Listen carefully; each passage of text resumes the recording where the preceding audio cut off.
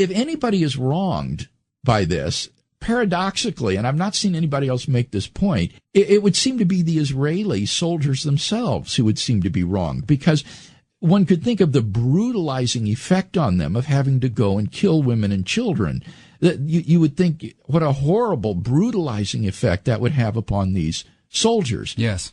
And yet, that again is looking at it from a modern, Christianized perspective. In the ancient Near East, life was already brutal. I mean, this kind of thing went on all the time. Violence and war and slaughter was commonplace. Death.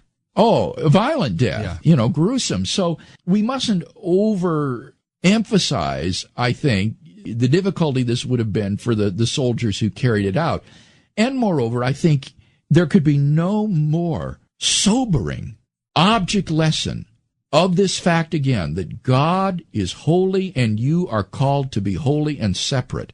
And this notion again of not assimilating, of being separate from them, would have been driven into the minds and the hearts of these Israelis by seeing what happened to these Canaanite peoples. And God said, if you are not obedient, if you apostatize, the same thing is going to happen to you. You will be judged. And eventually, centuries later, God did judge his own people by Babylon and Assyria when they came in and killed and deported the people. So this was a sobering, deep object lesson to them about the importance of maintaining covenant with Yahweh, with God, and being separate from the pagan practices and peoples around them.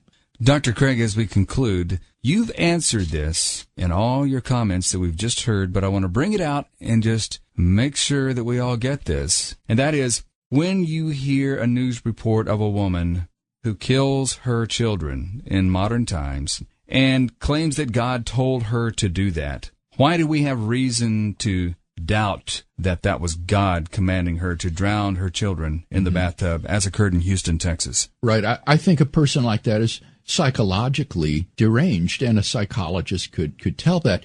There are not the justifying circumstances in that case that there were, for example, in the conquest of Canaan.